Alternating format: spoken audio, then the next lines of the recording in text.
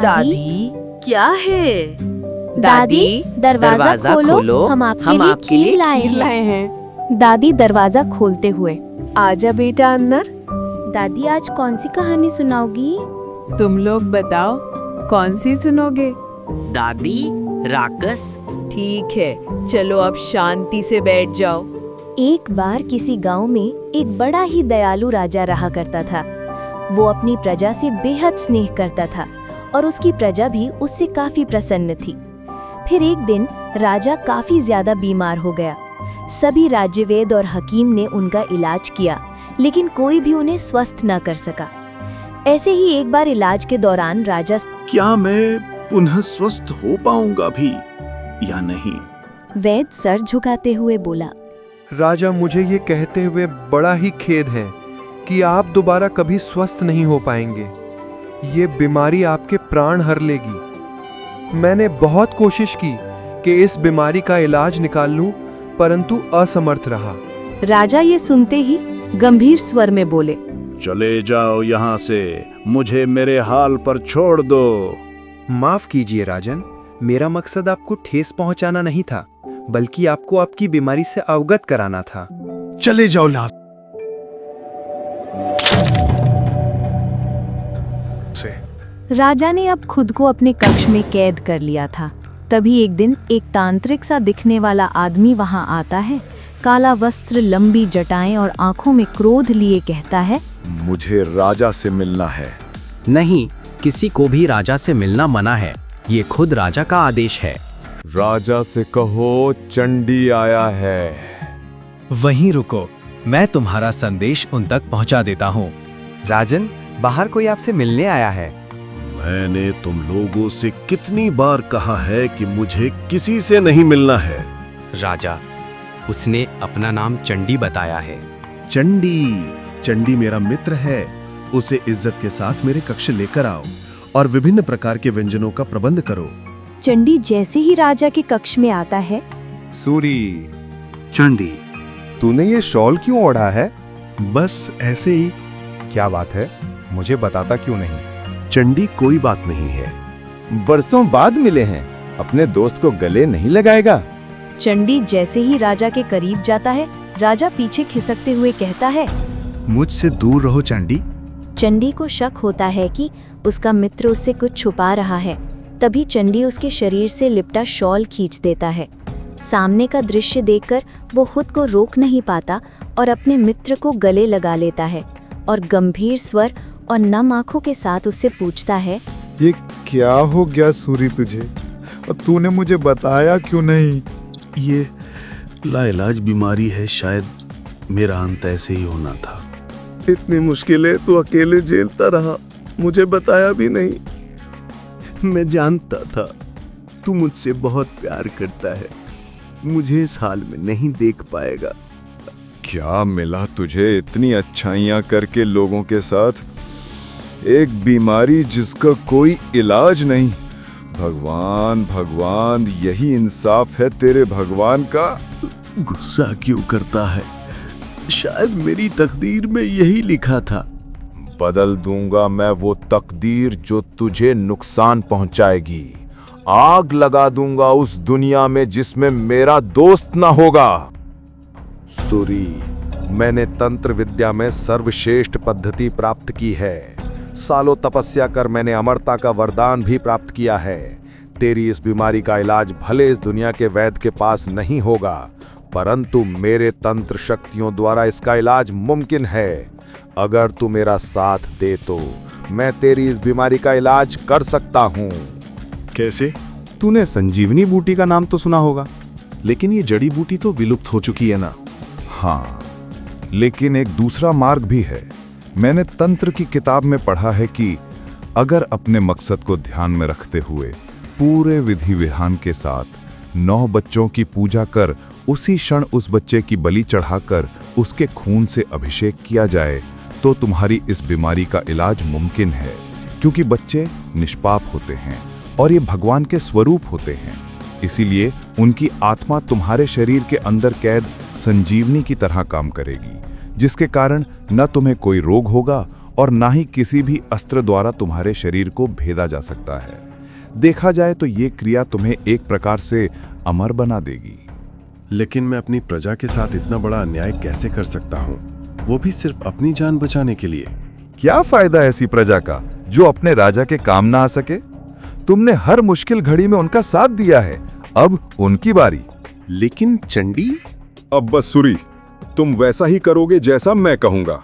अपने सिपाहियों से कहो कि वो पूरे गांव में ये ऐलान कर दे कि कल से राजमहल में 9 दिनों तक राजा की स्वास्थ्य के लिए हर रोज एक पूजा की जाएगी, जिसमें राजा के साथ एक बच्चा उस पूजा में बैठेगा। जो लोग अपने बच्चों को पूजा में शामिल करना चाहते हैं वो महल जाकर अपना और अपने बच्चों का नाम लिखवा ले। और हाँ, बच्चे की आयु 5 वर्ष तक की होनी चाहिए। सभी गांव वाले अपने बच्चों को लेकर राजमहल में पहुंचते हैं, जिसमें से तांत्रिक ने 9 बच्चों को उस बलि के लिए चुना था। हर दिन एक बच्चा राजा के साथ पूजा में बैठता था और उसी रात तांत्रिक उस बच्चे पर अपने वशीकरण द्वारा उसे बुलाकर उसकी बलि देकर उसके खून से राजा का अभिषेक कर अपनी तंत्र विधि पूरी करने लगा और बलि दी गई बच्चों की शव को जमीन में गाड़ देता है, जिससे लोगों को उस पर शक न हो। इसी तरह एक रात जब तांत्रिक अपनी 9वीं बलि के लिए बच्चे पर वशीकरण कर उसे बुला रहा था, तो तभी उसकी माँ की नींद टूट गई। माँ के बार बार आवाज़ देने पर भी वह कोई प्रक्रिया नहीं दिखा रहा था।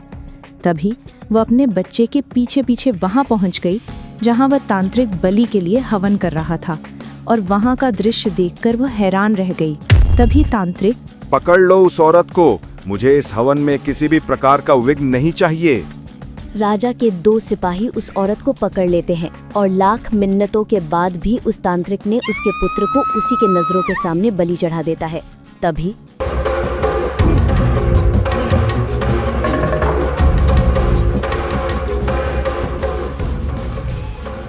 मित्र सूरी, अब तुम हर तरह की बीमारियों से मुक्त हो।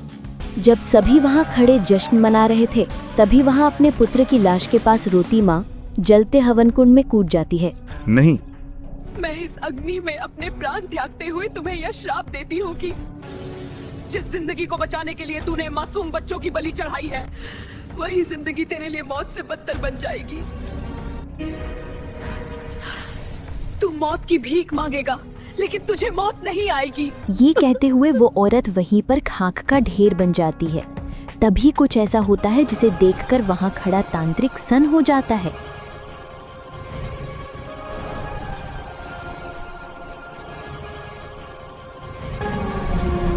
पलक झपकते वो भयानक दानव में बदल जाता है और वहाँ मौजूद सभी सिपाहियों को निगल जाता है।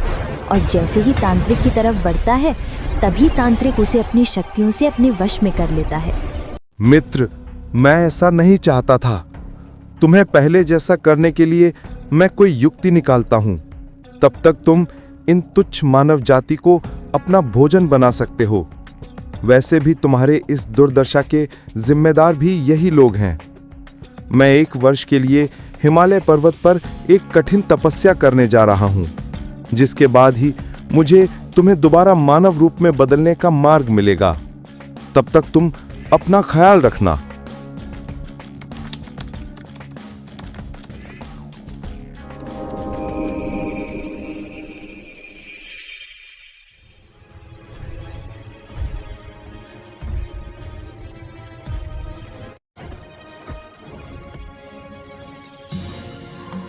क्या दिन आ गए हैं, जानवर खा खा कर दिन गुजारना पड़ रहा है। ऐसे क्या देख रहा है? कौन सा तुझे खाकर मेरी भूख मिटेगी? साला, मुंह का टेस्ट बदल गया।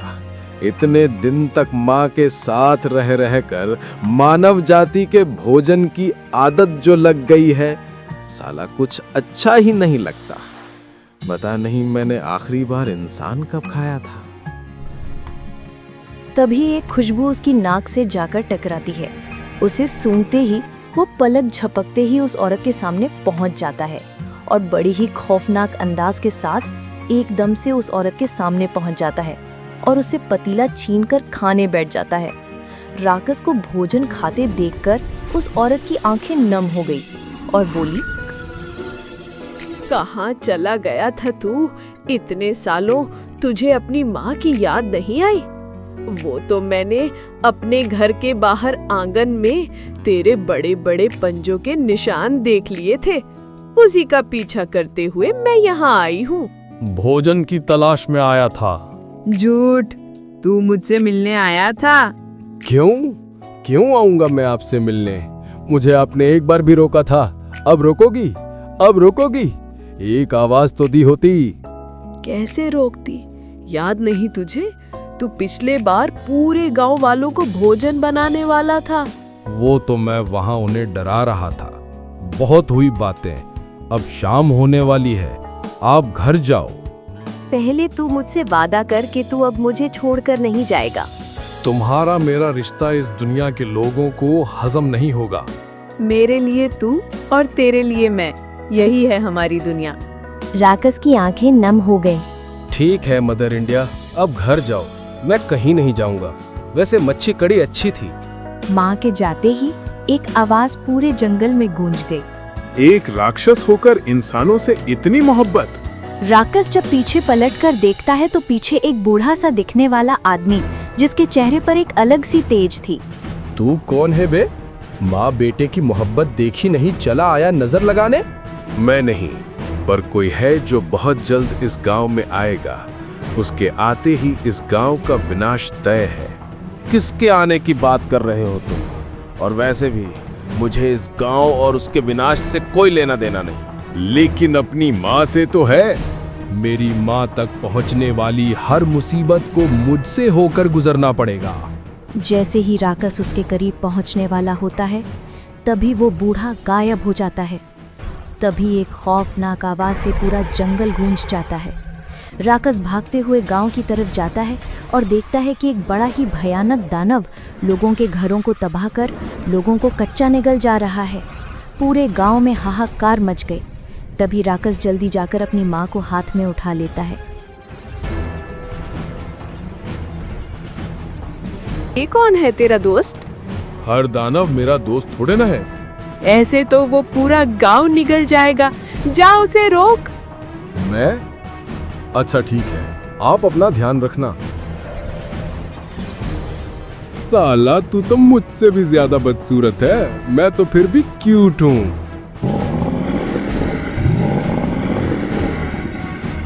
क्या बोला? साले तुझे तो बोलना भी नहीं आता।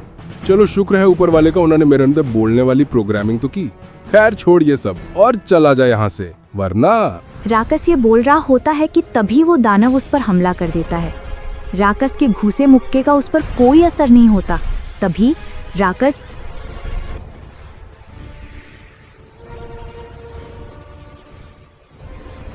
गुस्से में आकर अपनी शक्ति से वार करता है, जिससे उसके शरीर पर कुछ घाव और चोट के निशान आते हैं, लेकिन वो घाव अपने आप भर जाते हैं। ये देखकर राकस काफी हैरान हो जाता है और तभी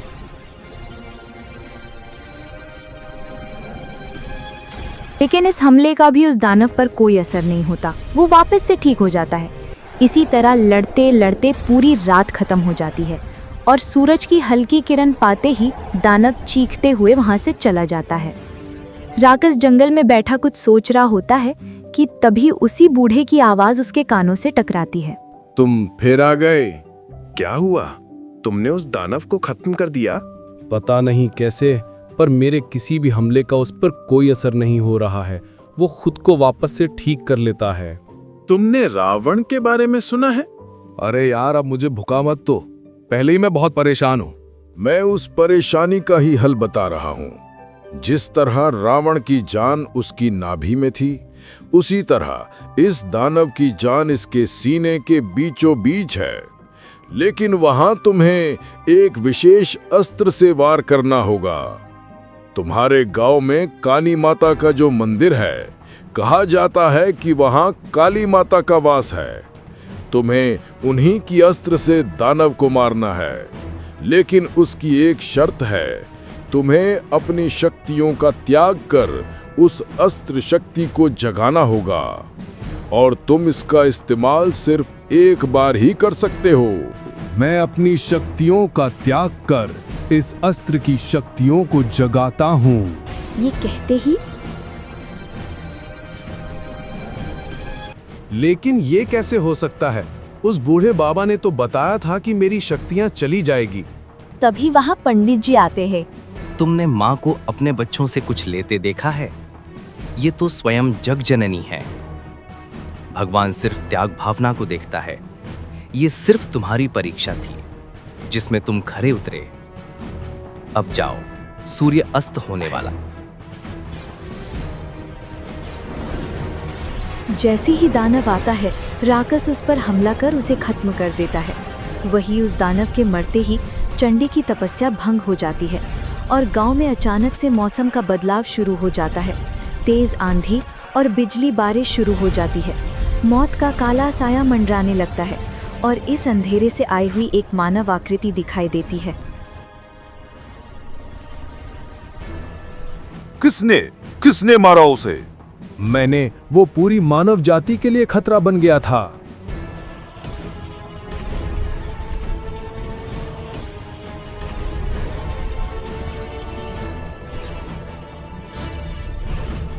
तो तुम्हें लगता है कि वो खतरा टल गया? अब महाविनाश होगा इस पूरी दुनिया में। वो बीमारी फैलेगी जिसका कोई इलाज न होगा, और ये सब तुम स्वयं अपने आंखों से होता देखोगे, ताकि तुम वो महसूस कर सको जो मैंने महसूस किया अपने प्रिय मित्र को खोकर।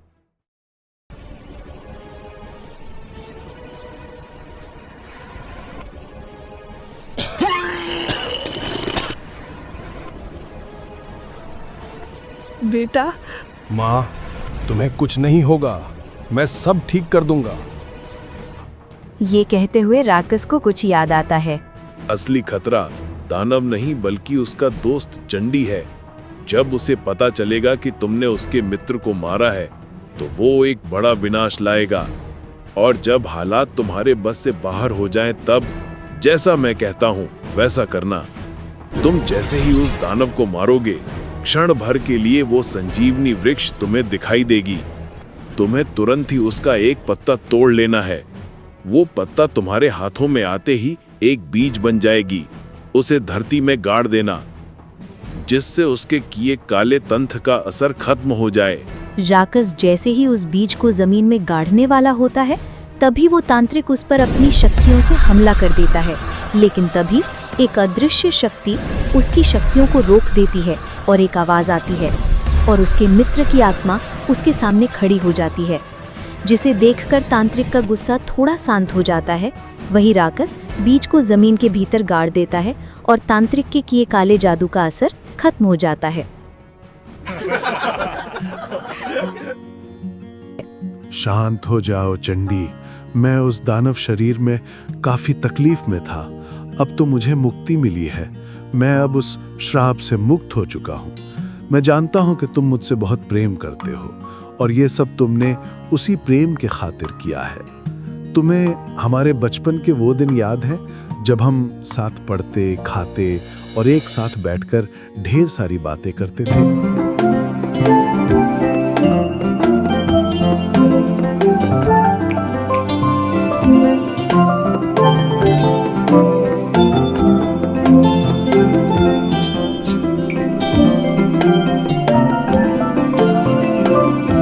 चंडी, तुम मेरी आखिरी इच्छा पूरी करोगे? तू बोलना, तेरे लिए तो चंडी की जान भी हाजिर है। चंडी, मैं चाहता हूं कि तू इस तंत्र विद्या का इस्तेमाल लोगों की हित के लिए करे। समझ ले यार कि यही हमारे किए पापों का प्रायश्चित होगा। अब ये चंडी ऐसा ही करेगा। ये कहते हुए सूर्य की आत्मा को शांति मिल जाती है और चंडी के जीवन को एक लक्ष्य। और राक्षस अपने सवालों के साथ मंदिर की सीढ़ी पर बैठा था कि तभी वहां पंडित जी आते हैं और उससे पूछते हैं, क्या हुआ राक्षस? क्या सोच रहे हो? समझ नहीं आ रहा है पंडित जी के वो बूढ़ा व्यक्ति कौन था और उसे होने वाले खतरे का आभास कैसे हुआ, और उसे कैसे पता चला कि तांत्रिक कौन सी तंत्र विधि करेगा, क्योंकि उसने मुझे पहले ही इस मुसीबत से निकलने का तरीका बता दिया था। ये परमेश्वर की लीला है, इसे समझ पाना किसी के बस की बात नहीं।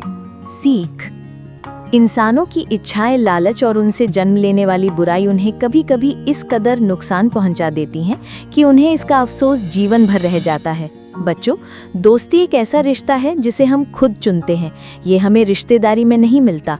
तो दोस्ती काफ़ी सूझबूझ कर करो और सच्चे मित्र को कभी मत छोड़ो। और कभी आपको लगे कि आपका दोस्त भटक गया है तो उसे समझाओ और उसे सही राह दिखाओ, क्योंकि यही है सच्ची दोस्ती का फॉर्मूला। तो कैसा लगा तुम लोगों को राकस की कहानी? बहुत अच्छा। तो इस कहानी से जुड़े सवालों का जवाब भी दो। सवाल: राकस की माँ ने उसके लिए कौन सा डिश बनाया था? हेलो दोस्तों, हमें अपना ढेर सारा प्यार और सपोर्ट देते हुए हमारे चैनल को लाइक, शेयर, सब्सक्राइब और ज़्यादा से ज़्यादा कमेंट करें। जिस तरह आपने अपना प्यार बनाए रखा है वैसे ही आगे भी हमारे साथ बने रहें, क्योंकि हमारी पहचान आपके सपोर्ट के बगैर अधूरी है।